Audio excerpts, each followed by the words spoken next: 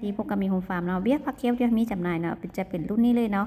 แต่ว่าบางคนเพิ่นไปปลูกมันก็จะต้นงามดีเนาะแต่ว่าบางคนเนาะมือใหม่ไปปลูกก็จะมันจะน้อยโฮดแบบนี้เนาะเป็นอย่างเนาะเดี๋ยวเขามีคำตอบกันปลูกลงดินหรือเขาไปเปลี่ยนใส่โถเนาะ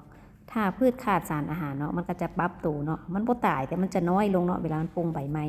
เวลาเอาไปปลูกเนาะเฮาก็ควรจะมันหดน้ำขี้งัวเนาะทุก3 มื้อเนาะเอาขี้งัวแช่น้ำแล้วก็หดเพื่อให้พืชบ่ขาดสารอาหารเนาะอันนี้ใบก็จะเหลืองเนาะใบที่ปรุงมาใหม่ถ้าขาดสารอาหารก็จะน้อยลงเนาะน้อยลงหดลงเทียบใส่คนเฮาเนาะถ้าเฮา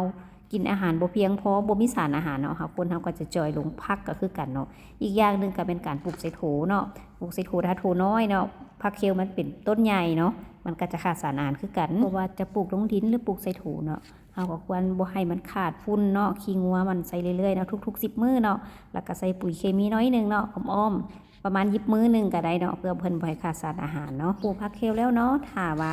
เฮาอยากให้ผักเขียวงามเฮาก็ต้องใส่ปุ๋ยรดน้ำเนาะบำรุงดูแลรักษาดีๆเฮาจะมีผักเขียวงามๆไว้กินเลยท่านคิดว่าคลิปนี้มีประโยชน์ฝากกดไลค์กดแชร์คลิปวิดีโอให้ได้เด้อ